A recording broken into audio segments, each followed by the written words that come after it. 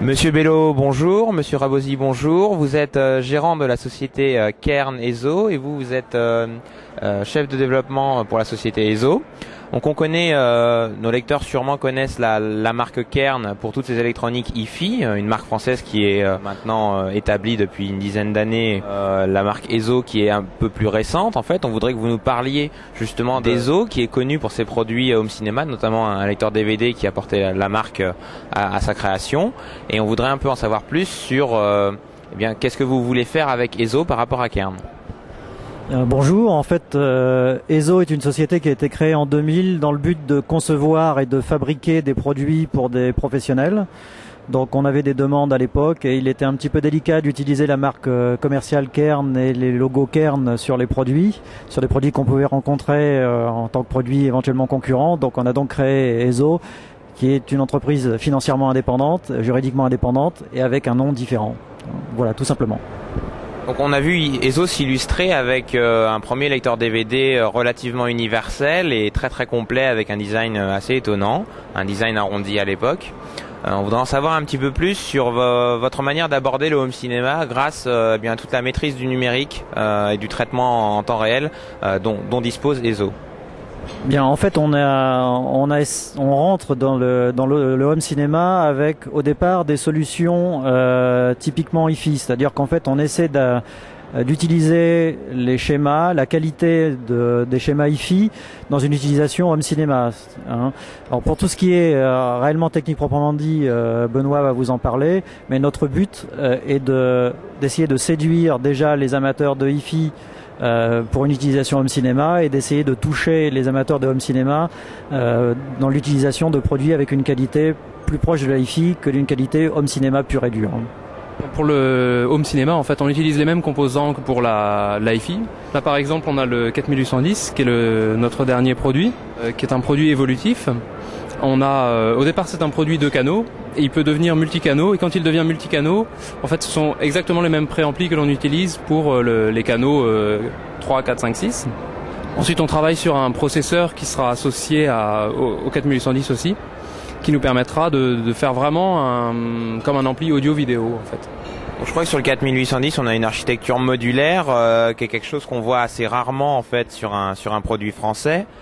Comment est-ce que vous avez réussi à atteindre un degré de technicité tel, puisque là on voit qu'il y a des petits emplacements en fait et monsieur tout le monde pourrait presque, s'il voulait, démonter son petit bloc, changer, rajouter son bloc qui va gérer toutes les entrées numériques, rajouter son bloc pour gérer par exemple s'il veut faire du 4 canaux, etc. Comment est-ce que vous avez réussi à atteindre ça?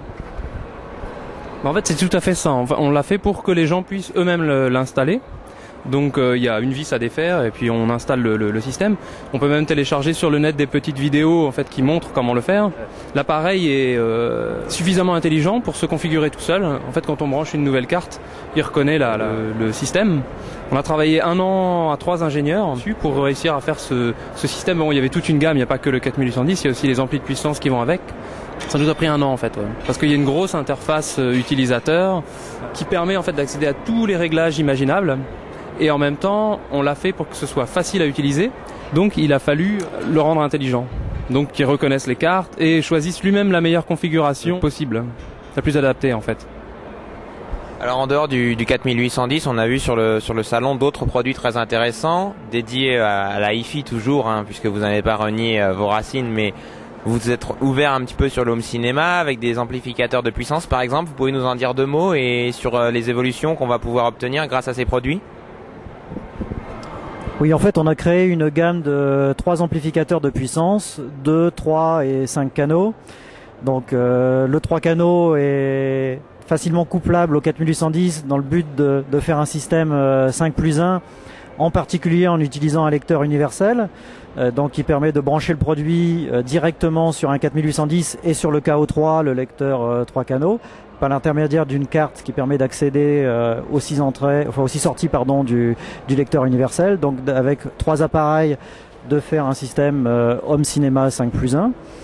Vous avez aussi la possibilité de pouvoir brancher éventuellement un amplificateur 2 canaux complémentaire au cas où vous avez des enceintes à bas rendement ou des enceintes un petit peu plus difficiles à conduire et qui nécessitent donc une électronique encore plus musclée que l'électronique fournie dans le 4810.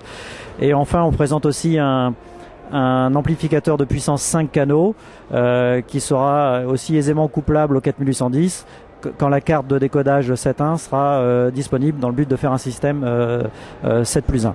Alors il faut aussi bien voir que sur le produit, on le voit sur cet appareil, vous avez une petite touche en face avant qui permet en fait de faire fonctionner les produits jusqu'à 10 watts en classe A si on le souhaite, dans le but d'obtenir la qualité vraiment optimale. Bon, ça pour les amateurs de hi-fi proprement dit, bon, ils seront contents, mais aussi pour les amateurs de home cinéma, pour s'apercevoir que dans les 10 premiers watts, qui correspond quand même à une majorité des signaux, on peut avoir le maximum de qualité. Bon, bien sûr, les appareils font tous au minimum 100 watts par canal, mais on peut aussi obtenir de la qualité, si on le souhaite, en son ou en image. En dehors de ces nouveautés, vous pouvez nous dire 2 mots sur ce qui va arriver dans le courant de l'année chez Cairn. On suppose donc la nouvelle carte 7.1 canaux, mais sûrement aussi des produits hi-fi renouvelés. En fait, pour l'instant, on ressent vraiment notre activité sur un nombre de produits plus restreint. Donc, c'est-à-dire ces 4 appareils 4810, KO2, KO3, KO5, un lecteur de CD avec reformateur et convertisseur intégré.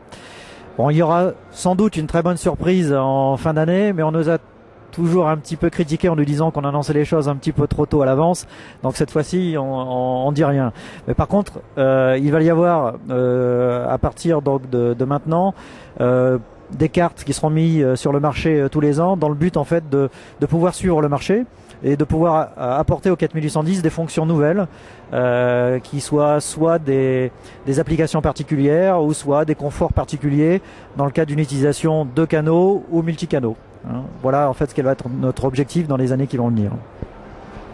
Alors cet appareil très évolutif, apparemment très séduisant, on pourrait avoir une petite indication du prix, une petite indication aussi du prix des cartes et une date de disponibilité aussi également pour les amplificateurs de puissance. Oui, alors bon, déjà les modèles sont disponibles dès maintenant en fait. On les a présentés au salon et contrairement à d'habitude, on présente aujourd'hui des produits qu'on est capable de livrer. Toutes les cartes sont aujourd'hui disponibles sauf la carte de décodage sur laquelle on est en retard. Et pour vous donner une idée de prix, les amplis de puissance valent tous 2700 €. L'amplificateur intégré 4810 vaut dans sa version de base 3000 €. Et les cartes sont des options qui sont peu coûteuses parce que les options varient entre 100 € et 500 € l'option. Donc on vise plus le 4810 comme un investissement à long terme. Donc c'est un produit qui vaut un certain prix au départ. Par contre, la personnalisation du produit ou l'évolutivité du produit est quelque chose qui est peu coûteux. Bien messieurs, merci pour votre temps et puis peut-être à bientôt en vidéo sur CinéNow.